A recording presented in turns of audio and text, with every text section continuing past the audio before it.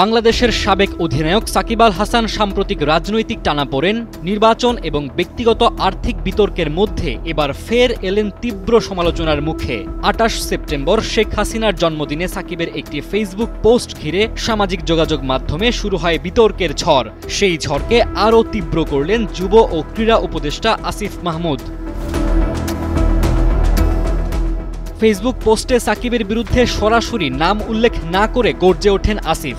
লিখেছেন, আইন সবার জন্য সমান, পারলে এটা মোকাবেলা করুন, ফেস ইট। সাকিব আল হাসানের নির্বাচন করার প্রসঙ্গ নিয়ে যুব ও ক্রীড়া ও স্থানীয় সরকার উপদেষ্টা আসিফ মাহমুদ লিখেছেন, ভাইয়া, আমাকে জোর করে নমিনেশন দেয়া হয়েছিল, আমি শুধু নির্বাচনটাই করেছিলাম, আওয়ামী লীগের দলীয় রাজনীতিতে আমি জড়িত হইনি। তবে এই কথা সাকিব নিজে বলেছেন না অন্য কেউ বলেছেন তা পোস্টে পরিষ্কার না করলেও পরেই আসিফ লিখেছেন, ইউ নো হু।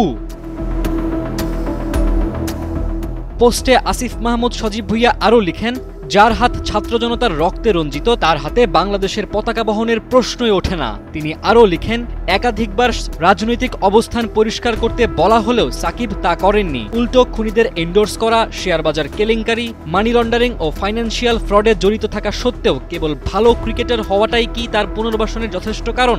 এমন প্রশ্ন রাখেন আসিফ মাহমুদ।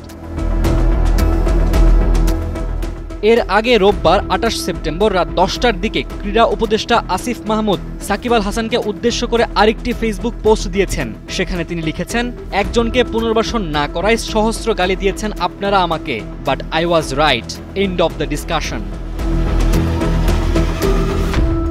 ডেস্ক রিপোর্ট, সময়ের আলো।